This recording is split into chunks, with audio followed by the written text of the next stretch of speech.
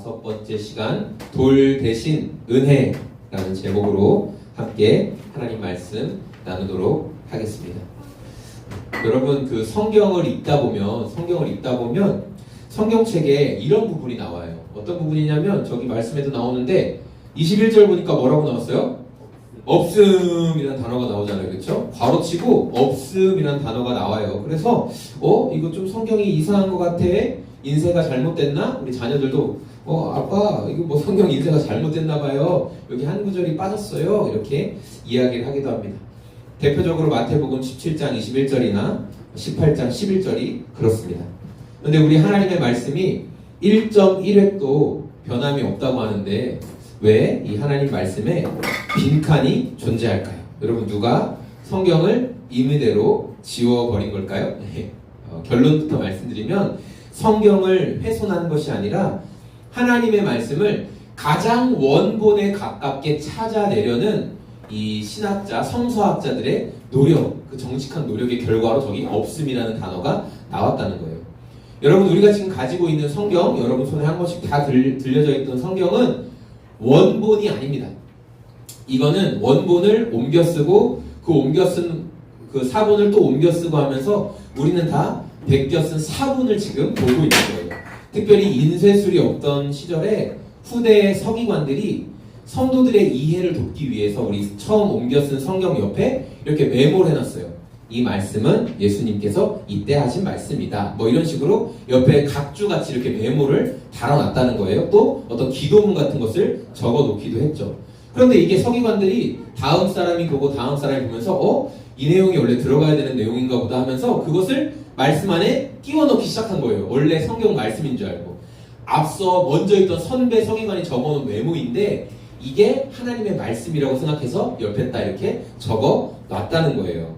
그런데 이제 현대 고고학이 발전하면서 또 이렇게 이렇게 땅을 탐사하는 기술이 좋아지면서 이전에 성경을 사본을 적었던 것보다 훨씬 더 고대에 나왔던 원본에 좀 가까운 고대 사본들이 대거 발견되기 시작했어요. 그래서 그 사본을 연구해서 보니까 이 예를 들어 뭐 쿰란 사본이든 더 앞에 파피루스 사본 뭐 이런 것들을 보니까 바티칸 사본 이런 데 보니까 이 내용이 안 나오네요 하면서 원래 여러분 우리가 사람이 처음 한 말은 엄청 짧죠. 근데 이게 말이 계속 붙으면서 길어지고 우리 페이는 너무 귀여워 이렇게 하면 되는데 여기에 막 페이는 너무 귀엽고 예쁘고 사랑스러워 또 페이는 너무 이쁘고 사랑스럽고 귀엽고 서울우유를 맛있게 먹고 있어 하면서 말이 점점 길어지잖아요. 그런 것처럼 원래 원본은 아주 심플하고 아주 짧습니다. 그 짧을수록 더 원본에 가까운 거예요. 그래서 성경학자들이 원래 이제 나눠놨던 성경의 장절 체계를 유지하면서 보니까 21절의 저 말씀은 더 고대 사본에는 없었던 내용이네. 그래서 괄호 열고 없음이라고 하는 거예요. 그 말씀은 고대 사본에는 없었다. 이게 성경 번역가들이 아주 양심적으로 원본에 가깝게 말씀을 보존하려고 노력한 결과이다라는 것을 우리가 알 수 있습니다. 그런데 제가 왜 여러분 졸리게 사본학 이야기를 했냐? 그것은 오늘 우리가 살펴봤던 요한복음 7장 53절부터 이제 8장 11절까지의 말씀을 여러분이 성경책으로 보시면 특별한 것을 발견할 수 있는데 뭐냐면 앞부분에 이렇게 꺽쇠 모양의 대괄호가 쳐 있다는 거예요. 그러니까 7장 53절부터 8장 11절까지는 가장 오래된 성경 사본에는 이 내용이 기록되어 있을까요? 없을까요? 기록되어 있지 않아요. 네. 그래서 실제로 가장 권위 있고 오래된 바티칸 사본 또는 신의 사본 이런 데는 이 음행한 여인의 이야기가 안 나온다는 거예요. 근데 여러분 이거 굉장히 감동적인 이야기잖아요. 여러분이 다 신앙생활 안 해도 한 번쯤 들어봤던. 그래서 예수님 안 믿는 사람도 막 누가 핀잔하면 누구든지 돌 없는 사람이 먼저 치라고 했어! 막 이런 얘기 하잖아요. 이 감동적인 이야기가 고대 사본에는 나오지 않는다. 여러분 우리가 성경책 읽는 분들은 성경책을 한번 보세요. 문맥상으로 7장 52절 예수님이 니고데모에게 이렇게 좀 이야기했던 내용 그러면서 니고데모에게 뭐 너도 갈릴리 사람이냐 하고 종교 지도자들이 책망을 한 다음에 바로 8장 12절에 예수께서 다시 그들에게 말씀하셨다라고 하는 내용이 이어지는 게 훨씬 더 문맥적으로는 연결이 잘 됩니다. 중간에 갑자기 이 여인의 사건이 들어오는 거는 좀 생뚱맞아요. 갑자기 이 여인의 사건이 왜 들어오는 거지? 그런데 이 말씀이 왜 기록되어 있을까? 그것은 이 내용이 분명히 예수님이 하신 일은 맞긴 맞거든요. 시간의 흐름상 이때 들어간 게 조금 어색할 뿐이지 예수님이 실제로 하셨던 일은 맞다고 대부분의 신학자들이 이야기를 합니다. 다만 이 내용 가운데 복음의 핵심이 담겨 있어서 그래요. 복음이 무엇인지를 너무나 잘 보여주는 내용이 이곳에 들어가 있기 때문에 그래요. 당시 어떻게든 예수님을 잡아서 올무에 걸리게 하려고 했던 종교 지도자들이 가늠하다가, 그러니까 아내가 있는 남자와 가늠하다가 현장에서 여인을 잡아서 끌고 왔어요. 그리고 이 여인은 율법에 의하면 마땅히 죽어야 된다. 그러면서 자기가 눈에 가시처럼 여기던 예수를 단번에 무너뜨릴 수 있는 완벽한 정치적 도구로 지금 이 여인을 끌고 와서 사용하려고 한 거예요. 자, 예수님 앞에 이 여자를 끌고 와서 하는 질문이 있죠. 우리 5절 말씀 같이 읽어보겠습니다. 시작. 모세는 율법에 이런 여자들을 우리에게 명령하였습니다. 그런데 선생님은 뭐라고 하시겠습니까? 종교 지도자들은 예수님이 율법을 잘 해석한다는 사람들의 이야기를 이제 들었어요. 굉장히 좀 민감했죠. 예. 여러분도 다 성경 좀 읽고 이렇게 신앙생활 한다고 하는데 누군가 여러분에게 당신보다 말씀 더 잘하는 사람이 있어. 그러면 그렇잖아요? 여러분이 저한테 와서 이 목사보다 말씀 더 잘하는 사람, 저 사람 세고 셌네. 그럼 제가 기분 좋아할까요? 답을 아셔도 저한테 말하지 마시기 바랍니다. 하지만 그러니까 율법 종교 지도자들도 기분이 안 좋은 거예요. 자꾸 와가지고 자기들한테 싸움 붙이듯이 예수님 설교가 얼마나 신선하고 좋은지 몰라. 자꾸 그런 얘기를 하니까. 그래서 예수님께 물러설 수 없는 곤란한 질문을 딱 던져서 모세가 전해준 율법을 들먹이면서 이런 여인, 음행하다가 현장에서 잡힌 여인은 돌로 쳐서 죽이라고 율법에 그렇게 기록되어 있는데 선생님은 어떻게 생각하십니까? 라고 질문했던 거예요. 여러분, 종교 지도자들의 이 말이 율법에 의하면 맞는 말일까요? 틀린 말일까요? 맞는 말이에요. 맞는 말이다. 맞아요. 예수님한테 뒤지게 맞는 말이죠. 그렇죠? 자, 요한복음 5장에 보니까 이 5절 말씀만 보면은 여자를 돌로 치는 것이 맞는 말이에요. 그런데 레위기 20장 10절 말씀이거든요. 자, 같이 한번 읽어보겠습니다. 시작. 남자가 다른 남자의 아내 곧 자기의 이웃집 아내와 간통하면 가능한 두 남녀는 반드시 남녀 함께 하래요? 아니면 한 사람만 잡아오래요? 예, 남녀를 함께 잡아와서 함께 처벌하라고 성경은 분명히 말씀했어요. 그런데 종교 지도자들이 오늘 말씀을 보니까 남자는 어딘가 사라지고 그 여인만 나와서 지금 굉장한 수모를 당하고 있죠. 사람들이 다 지켜보고 있어요. 이 여인의 행실에 대해서 다 이야기하고 있어요. 종교 지도자들이 예수님께 여인을 끌고 와서 율법을 들먹이며 했던 질문의 이유는 예수님이 좀 정의로운 판단을 내려주세요. 그것을 원한 게 아니었어요. 이들은 예수님도 율법의 함정을 딱 걸려가지고 그래, 이 여인도 가늠한 여인이다, 죄가 있다, 이렇게 말해주기를 바랬던 거예요. 그럼 어떻게 대답할까요? 아니, 사랑이라며, 하나님은 사랑의 하나님이라며, 한 사람 한 사람 다 귀하다며. 그런데 이 여인한테 죄가 있다고 하면 이 여인 죽어야 되겠네? 죽이시는 하나님이시네? 당신이 가르친 거 다 잘못됐네? 이렇게 말할 것이고, 예수님이 만약에 죄가 없다 이렇게 말씀하시면 아니, 율법을 어기다니 하나님의 아들이라며 이러면서 예수님을 함정에 걸리게 만든, 예수님을 계명을 어긴 사기꾼으로 만든다는 거예요. 자, 예수님을 물어뜯기 위해 하이에나 때처럼 이제 어떤 대답이라도 빨리 해라 하면서 예수님께 막 몰려들었어요. 근데 여러분, 그때 예수님이 즉시 대답하시지 않고 이런 반응을 보이셨다는 거예요. 우리 6절 말씀 같이 읽어보겠습니다. 그들이 이렇게 말한 것은 예수를 시험하여 속셈이었다. 그러나 예수께서는 몸을 굽혀서 손가락으로 땅에 무엇인가를 쓰셨다. 자신을 함정에 빠뜨리려는 굉장히 날카로운 공격인 것을 예수님 다 아셨어요. 여러분, 우리가 나를 함정에 빠뜨리려는 어떤 말을 들을 때 저는 저희 자녀들을 볼 때마다 그런 걸 정말 많이 느끼거든요. 누구라고 말은 안 하겠는데 저희 어떤 친구가 어떤 친구에게 야, 너 이거 잘못된 거잖아. 그러면 아니야, 아니거든, 이거 형이 틀린 거거든 하면서 바로 그냥 1초의 망설임도 없이 지금 나를 함정에 빠뜨리려는 거야? 그러면서 그냥 자기 변론을 해요. 예, 즉시 자기 변론을 합니다. 어떻게든 되받아치려고 합니다. 자, 우리도 그렇죠? 뭐 나이와 상관없어요. 우리도 내가 억울한 일 당하면 즉시 변론하고 싶고 되받아치고 싶은 게 우리 사람의 모습이라는 거예요. 그런데 예수님은 지금 바로 되받아치셨어요? 그렇게 안 하시고 갑자기 쭈그려 앉으시더니 바닥에 손가락으로 뭐라고 내용을 적으시는 거예요. 자, 이렇게 모든 사람들이 지켜보고 있고 긴장이 고조되고 있는데 예수님이 뭔가를 적으셨습니다. 여러분, 도대체 어떤 말을 적었을까 되게 궁금하지 않으신가요? 네, 학자들이 크게 이 예수님이 적으셨다는 4가지 내용을 이렇게 이야기하는데 여러분 눈으로만 한번 보세요. 첫 번째는 뭐냐? 고발하고 있는 그 유대인 종교 지도자들의 은밀한 죄를 하나씩 다 적으셨다는 거예요. 1호운, 뒤에서 부모님 욕함. 1호이, 아빠 주머니에서 돈 훔쳐갔음. 자, 이런 식으로 도저히 율법 지도자들이 우리는 깨끗해, 우리는 거룩해 이렇게 말하고 있었는데 자기만 알 수 있는 죄목을 하나하나 예수님이 적으셨다는 거예요. 두 번째는 뭐냐? 지금 이들이 적용한 모세의 율법이 잘못됐다. 오류. 그러니까 남녀 모두를 돌로 쳐야 되는데 여인만 데려와서 돌로 치라고 한 것은 잘못된 것이다 라면서 그것은 부당하다라는 내용을 적으셨다라는 거예요. 세 번째는 뭐냐? 새로운 율법을 부여하신 거다. 그러니까 모세에게 돌판에 10계명을 주실 때 그 하나님의 손가락으로 친히 쓰셨잖아요. 그런 것처럼 이 손가락은 하나님의 손가락은 곧 예수님의 손가락을 의미하는 거니까 예수님이 거기에 손가락으로 쓰셨다는 것은 어떤 문학적인 표현이라는 거예요. 시적인 표현. 그래서 이 여인을 살리기 위한 새 계명을 쓰신 거다. 이제 그런 의미를 담고 있다.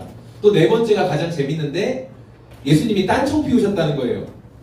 여러분, 우리도 누가 뭐 얘기하면 듣기 싫을 때 딴짓하죠. 막 낙서하고 수업 듣기 싫으면 낙서하고 있잖아요. 난 네 말 안 들을 거야. 그런 것처럼 예수님이 옆에서 종교 지도자들이 와, 내 말 들으세요. 제이야, 내 말 좀 들어보세요. 와 하니까 난 관심 없는데 난 관심 하면서 그들의 막 달아오르는 열기를 낮추시기 위해 딴청을 피웠다라는 거예요. 여러분, 4가지 중에 어떤 것이 가장 공감이 가십니까? 각자 한번 생각해 보세요. 자, 다 공감이 가요? 맞아요. 자, 그런데 이렇게 다그치고 있을 때 예수님께서 말씀하시죠. 7절 읽어보겠습니다. 시작. 그들이 다그쳐 부르니 예수께서 몸을 일으켜 그들에게 말씀하시다. 너희 가운데서 죄가 없는 사람이 먼저 이 여자에게 돌을 던져라.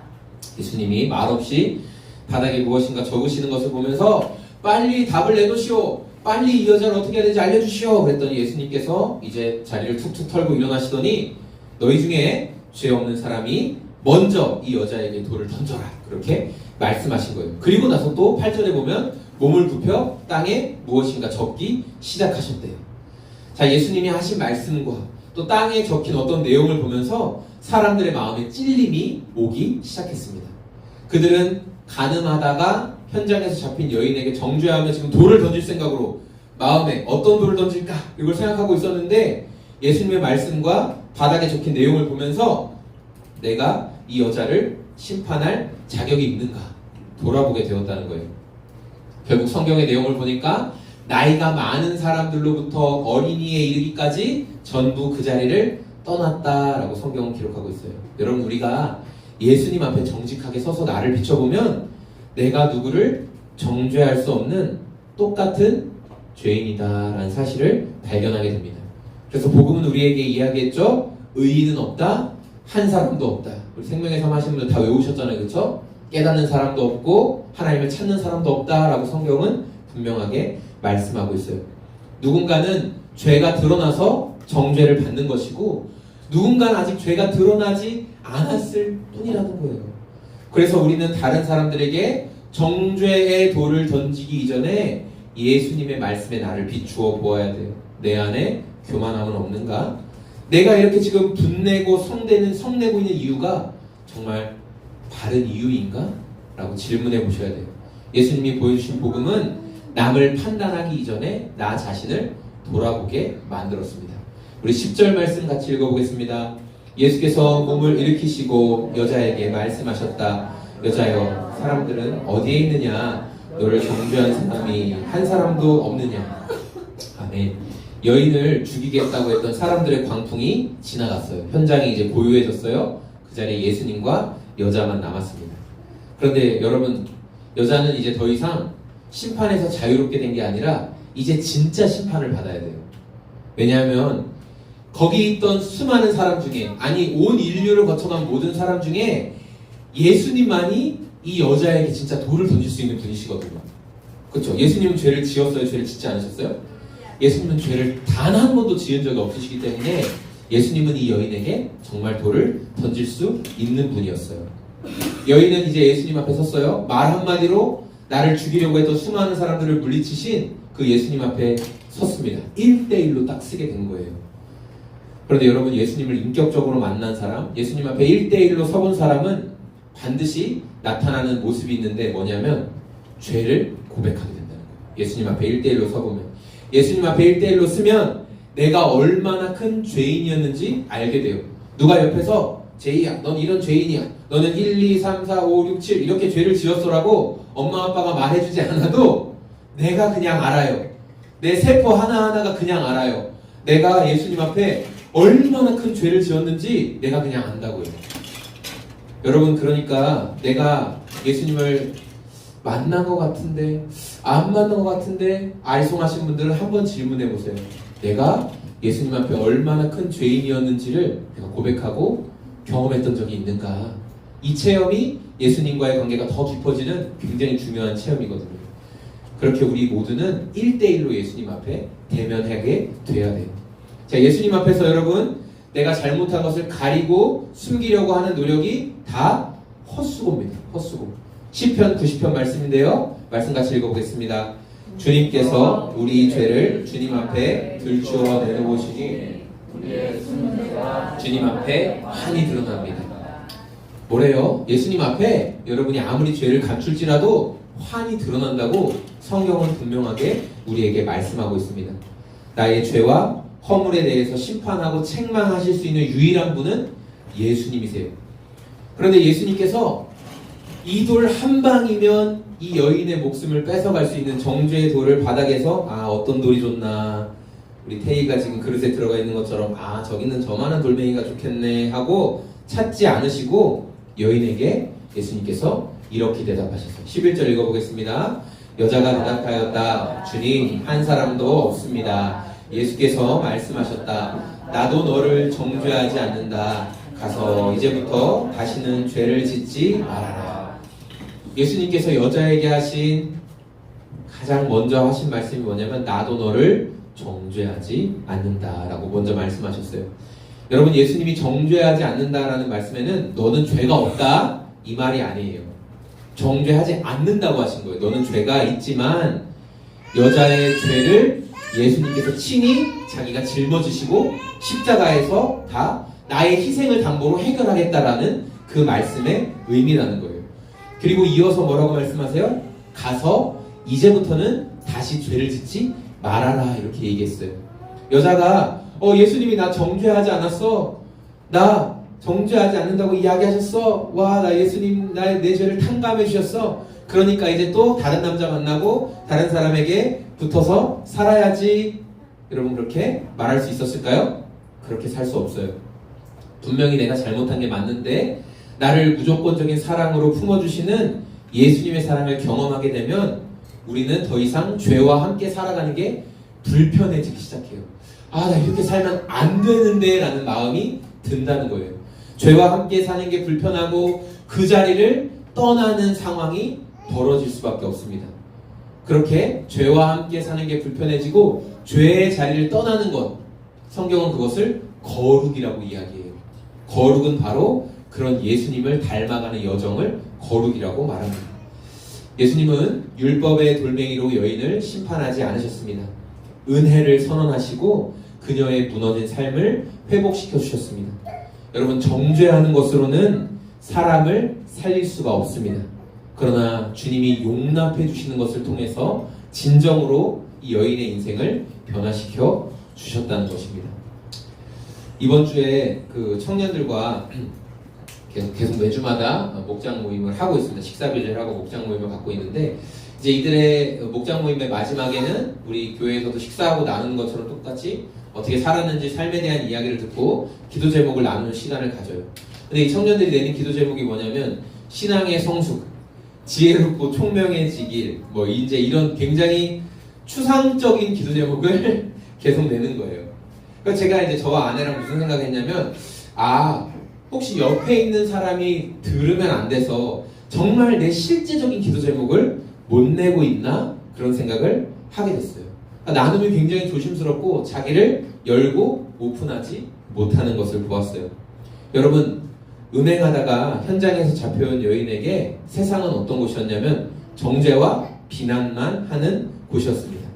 그런데 예수님이 계신 곳에는 뭐가 있었냐면 용서와 사랑이 있었어요. 저는 오늘 말씀을 함께 들으며 예배하고 있는 저와 우리 소금제작소 교회의 성도들이 이런 예수님이 이루어 가신 공동체를 함께 만들어 갔으면 좋겠어요. 예수님을 닮은 용납이 있는 그런 공동체가 됐으면 좋겠다는 거예요. 나의 허물과 약함을 우리 교회에서 이야기할지라도 그것이 정죄하는 것이 되고, 아니 어떻게 성도님 그렇게 하실 수 있습니까? 예수 믿는 사람이 어떻게 누구를 미워하고 그런 마음을 품으실 수가 있어요? 라고 말하는 것이 아니었으면 좋겠어요. 나의 약함과 허물을 이야기할지라도 그것을 품고 함께 기도해주는 공동체가 되었으면 좋겠어요. 그러면서 저희 같이 생명의 삶을 하고 있는 한 형제가 이런 고백을 했거든요. 기도 제목 나누면서 자기가 이번 주면 이제 3주째가 되겠네요. 3주째 금연을 하고 있다. 이 기도가 계속 잘 될 수 있도록, 계속 금연을 잘 할 수 있도록 기도해달라. 근데 저희도 다 너무 자연스럽게 그래 잘 됐으면 좋겠다 이렇게 했어요. 근데 여러분 생각해보세요. 이 기도 제목을 가지고 보통의 교회에 가가지고 청년들 모임하는데 또 이렇게 이렇게 집사님들이랑 성도님들 얘기하는데, 제가 담배를 되게 오래 폈는데 지금 2주째 금연하고 있어요. 저 금연할 수 있게 기도해주세요. 그러면 그분들이 할렐루야 이러시겠어요? 그랬으면 좋겠네요. 그렇죠? 모든 교회들이 다. 그러나 대부분은 판단하시겠죠. 뭐야? 저 사람? 저 사람 뭐야? 아마 대부분 그렇게 판단을 한다는 거예요. 여러분, 우리는 모두 십자가 은혜로 살아가고 있는 그런 사람들이에요. 그래서 저는 오늘 아침에도 우리 성도님들한테 바로 이야기했어요. 여러분, 저 아침에 우리 9시에 생명의 삶을 하니까 제가 좀 빨리 나와야 되거든요. 그래서 아침에 이제 7시에 일어나가지고 씻고 나오는데 그 문 뒤에 옷을 걸어 놓잖아요. 보통 우리가 샤워가 할 때. 근데 문고리 뒤에 이렇게 걸어 놨어요. 근데 보통 문고리 뒤에 옷을 걸어 놨는데 나올 때 이제 옷을 꺼내고 나와서 문을 닫잖아요. 근데 오늘은 제가 이미 마음이 급해서 벌써 나왔어요. 그래서 문고리 뒤에 옷이 있다는 걸 뒤늦게 깨닫고 옷 꺼내야지 하는데 이게 안 빠지는 거예요. 왜 이렇게 안 빠지지? 그래서 제가 아우씨 왜 이렇게 안 빠지냐고 하면서 승질을 한번 확 내고 그리고 왔어요. 그리고 아무렇지 않은 얼굴로 우리 성도님들에게 자 생명의 삶을 하겠습니다. 하나님은 좋으신 분이십니다. 아유 제이야 미안해요. 그랬어요. 네, 저의 연약함이죠. 저의 연약함 굉장히 많아요. 네, 또 하나 더 고백할까요? 네, 지난 금요일날 우리 금요일날 기도회 은성교회 기도회를 이제 가야 되어서 자녀들이랑 다 같이 나왔는데 아이들이 밤에 나가니까 너무 좋고 신나는 거예요. 뛰고 막 밤에 난리를 치는 거예요. 야 왜 그러냐 좀 조용히 좀 가자. 조용히 좀 가자. 근데 이제 막 가다가 어떤 친구가 아무도 얘기 안 했는데 왜 난리 치세요? 말을 안 하는데 그냥 가만히 있으면 아무도 몰라요. 그냥 가만히 좀 있으세요. 하여튼 저희 자녀 중에 어떤 친구가 갑자기 이렇게 주차 금지에 이렇게 줄이 이렇게 서 있잖아요. 거기 이렇게 막 줄넘기처럼 넘고 싶었나 봐요. 그래서 이제 저희 앞에 보고 가고 있는데 갑자기 쾅 소리가 들려가지고 뭐야 하고 봤더니 이게 팍 쓰러진 거예요. 중간에 그 넘어가다 줄에 걸려서. 그래서 빨리 세워라 이렇게 얘기를 했는데 갑자기 제 안에 부하가 또 막 부글부글 치밀어 오는 거예요. 부하가. 그래서 그냥 제가 세우면 되는데 부하가 치밀어 오니까 가가지고 방귀를 발로 탁 잡면서 좀 그만 좀 하라고 좀 왜 그러냐고 하고 또 막 혼을 막 냈어요. 그리고 나서 그날 금요일에 설교가 뭐였어요? 우리 하나님은 너무 좋으신 아버지시다. 아버지는 나를 얼마나 사랑하시는지 내가 잘 될 때 질투하지 않으신다. 내가 잘 될 때 배 아파하지 않으신다. 내가 울 때 같이 울어주시고 내가 잘 될 때 더 기뻐하시는 아버지라고 내가 그렇게 떠들어 놓고 우리 아들 방귀를 바로 차고 야이 자식아 정신 안 차릴래? 하는 제 모습을 발견했으니 여러분 제가 얼마나 설교하면서 마음이 괴로웠겠어요. 그래서 그날 집에 들어가서 조용히 아이들 자고 있을 때 제가 제일 마지막에 왔거든요. 기도하고 마지막에 애들 자려고 다 누워있고 조용히 옆으로 가서 저희 자녀 중에 누군지 말 안 할게요. 옆에 이렇게 조용히 가가지고 괜히 머리 이렇게 비비면서 누구누구야. 내가 아빠가 하는 사과할게. 이렇게 아까 해서 이렇게 해서 발로 차고 막 혼내서 그건 아빠가 잘못했어. 미안해. 그렇게 얘기를 했어요. 예. 이게 저입니다. 이게 저예요, 여러분. 제가 아직 여러분에게 막 이런 모습 안 보여드렸죠? 예. 일본 성교 가서 볼 수도 있어요. 제가 막 승질내는 모습. 예. 그러나 우리의 이런 약점, 실패, 죄에 대한 고백을 우리가 나눌 때 그때 여러분이 갑자기 저한테 목사님 혈기 좀 줄이세요. 기도가 부족하시네. 여러분 그렇게 하면 제가 나아질까요? 안 나아질까요? 제가 몰라서 안 할까요? 몰라서 안 해요? 아니에요. 여러분이 어떤 아픔과 고통을 나누는데 제가 성도님 기도 좀 더 하세요. 아예 기도도 안 되니까 성도님은 금식하세요. 그러면 좋아질까요? 안 좋아져요. 같이 그 문제를 놓고 그 문제 나눠줘서 고맙습니다. 우리 공동체가 그 문제를 놓고 함께 기도할게요. 그렇게 우리가 허물을 덮어주고 대신 짐을 짊어져주면 반드시 시간이 지난 뒤에 저와 여러분의 삶을 통해 예수님이 보여주셨던 사랑과 용서와 용남의 모습이 우리 소금제약소 공동체를 통해 나타나게 될 거라는 거예요. 우리 그렇게 기다려주고 참아주고 함께해주는 그런 주님이 기뻐하시는 공동체가 다 되길 소망합니다. 아멘. 우리 이 시간에